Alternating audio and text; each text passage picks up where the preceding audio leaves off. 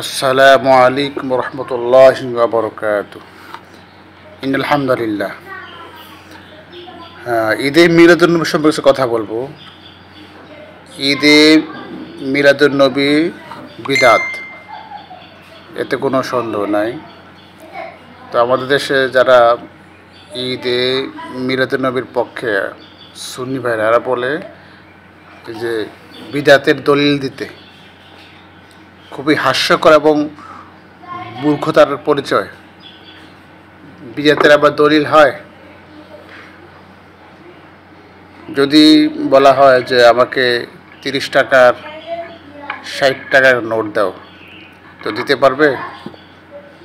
কারণ 30 টাকা 60 টাকা তো নোটই হয় না, তাই না?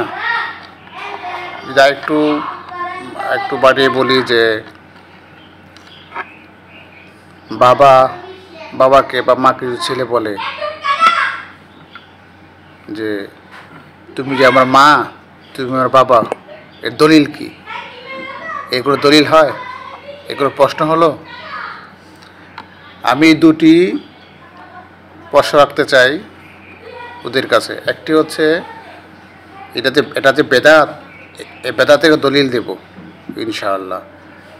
আরেকটা হচ্ছে প্রশ্ন রাখতে চাই, এমন এক দলিল দিতে চাই, এমন একটা হাদিস পেশ করব, ঠিক সেম এমন একটা হাদিস দিয়ে দলিল দিবে যে সকল ঈদের সেরা ঈদ ঈদে মিলাদুন্নবী, এমন একটা দলিল দিতে হবে সেম। আমি বিদআতের পক্ষে, যে বিদআত বলে, বিদআতের দলিল দিচ্ছি যে ঈদে মিলাদুন্নবীর দলিল কি বেদাতে। সংক্ষিপ্ত হাদিসটা আমি মূল বিষয়ে আলোচনা করা, আমি পুরো হাদিসটা উল্লেখ করছি, তাহলে বুঝে আসবে। জাবির বিন আবদুল্লাহ রাদিয়াল্লাহু তাআলা বর্ণিত, তিনি বলেন রাসূলুল্লাহ সাল্লাল্লাহু আলাইহি ওয়াসাল্লাম যখন ভাষণ দিতেন তখন তার চোখ, ঠোঁট লাল হয়ে যেত, কণ্ঠস্বর জড়ো হতো, তার রাগ বেড়ে যেত, যেন তিনি কোনো সেনাবাহিনীকে সতর্ক করছেন। তিনি বলতেন, তোমরা সকাল সন্ধ্যায় আক্রান্ত হতে পারো, অথবা তোমাদের সকাল সন্ধ্যায় কল্যাণ হোক। তিনি আরও বলতেন, আমার প্রেরণ কিয়ামত এই দুটি আঙ্গুলের অবস্থানের মতো পরস্পর নিকটবর্তী। তিনি তার তর্জনী মধ্যম আঙ্গুল মিলিয়ে দেখান।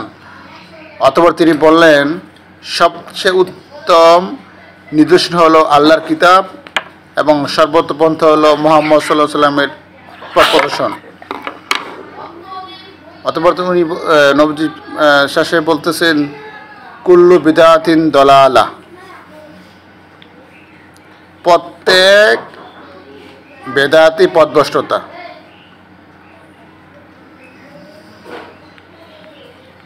দিনের মধ্যে নতুন কোনো কিছু উদ্ভাবন সর্বোচ্চ নিকৃষ্ট কাল, আর প্রতিটি বিদআতি পথভ্রষ্টতা। তিনি আরও বলেন, কোনো ব্যক্তি ধন সম্পদ রেখে মারা গেল, তার পরিবারবর্গের এবং কোনো ব্যক্তি দেনা অথবা অসন্তুষ্ট অবস্থায় রেখে মারা গেল, তার ঋণ পরিশোধের দায়িত্ব আমার এবং তার লালন পালনের দায়িত্ব আমার জিম্মায়। হাদিসটি উল্লেখ রয়েছে সহিহ মুসলিম 867 নং হাদিস, নাসাই 1578, 1962, সুনান আবু দাউদ 2954, মুসনাদ আহমদ 13744, 13924, সুনান ইবনে মাজাহ 4546। এ হলো বেদাতের দলিল দিলাম। আরেকটি হাদিস দিচ্ছি বেদাত কি জিনিস।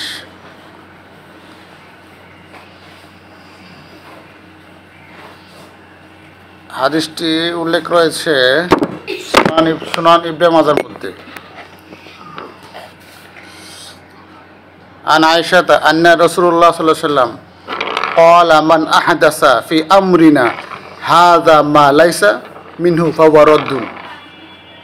আয়েশা রাদিয়াল্লাহু তাআলা বলেন, রাসূলুল্লাহ সাল্লাল্লাহু আলাইহি ওয়াসাল্লাম বলেন, যদি কেউ আমাদের এই দিনে নতুন কিছু সৃষ্টি করে বা উদ্ভাবন করে তাতে নেই, তা প্রত্যাখ্যানযোগ্য, পরিত্যাজ্য, তা গ্রহণযোগ্য নয়। হাদিসটি সহিহ বুখারীতে উল্লেখ রয়েছে। বুখারী 2697, মুসলিম 1718, সুনান আবু দাউদ 4606, মুসনাদ আহমদ 23929, 24604। বিদাতের তো দলিল দিলাম, যে হচ্ছে ওমর বললেন যে হ্যাঁ বিদা, দেখতে মনে হলো যে ভালো কাজ, আসলে এটা বিদাত। এখন যে বিষয়টা উল্লেখ করছি, সেম এমন একটি দলিল দিতে হবে যে নবীজি বলে গিয়েছেন যে ঈদুল ফিতর এবং ঈদুল আজহা যেমন দুটি ঈদ, ঠিক তদ্রূপ ঈদে মিলাদুল পক্ষেও ঈদ রয়েছে, এমন একটি বিশুদ্ধ বর্ণনায় দলিল দিতে হবে। আমি হাদিসটি উল্লেখ করছি, আনাস রাদিয়াল্লাহু থেকে বর্ণিত। তিনি বলেন, নবী সাল্লাল্লাহু আলাইহি সাল্লাম মদিনায় আগমন করার পর তাদের দুটি দিন ছিল। এই দিন দুটিতে তারা খেলাধুলো আমন্ত্রণ করত। এ দেখে নবী সাল্লাল্লাহু আলাইহি সাল্লাম জিজ্ঞেস করলেন, এই দুটি দিন কি? তারা বলল, ইসলামের যুগে জাহেলিয়াতের সময় এই দিন দুটিতে আমরা খেলাধুলা করতাম। এই কথা শুনে নবীজি বললেন, এই দুই দিনের পরিবর্তে আল্লাহ তাআলা তোমাদের জন্য আরও উত্তম দুটি দিন দান করেছেন। এর একটি হলো ঈদুল আজহার, আরেক হলো ঈদুল ফিতরের দিন। হাদিসটি উল্লেখ করেছে সুনান আবু দাউদ 1134, মুসনাদ আহমদ 13622, মুস্তাদরিকুল হাকিম 1091, মিশকাত 1439। হাদিসটি সহিহ। নবীজি দুটি ঈদের ব্যাপারে স্পষ্ট ভাষায় বলে গেলেন যে একটা হচ্ছে ঈদুল ফিতর দিন, একটা হচ্ছে ঈদুল আজহার দিন। এর বাইরে কোনো ঈদ নেই। সেম এমন বিশুদ্ধ বর্ণনায় এমন একটা সহিহ হাদিস বর্ণনা পেশ করতে হবে যে নবীজি বলে গিয়েছেন যে ঈদে মিলাদুন্নবীর ঈদ বলতে কোনো কিছু ঈদ রয়েছে, এমন একটি দলিল দিতে হবে। আমি ওদের কাছে এই প্রশ্ন রাখলাম। আর এই কথা ওরা কেন বলার কারণ কি? সেটা হচ্ছে যে আজ থেকে 1500 বছর আগে নবীজি সহিহ মুসলিমের মোকদ্দমে উল্লেখ রয়েছে যে এমন একটি জমানা আসবে, যে জমানায় মানুষ এমন হাদিস বলবে যা তোমরা তোমাদের 14 গোষ্ঠীর বাপদার কেউ শোনো নাই। আসলে বাস্তবতা তাই হলো। একটি জবাব দিলাম যে বিদআত কী জিনিস, বিদআত।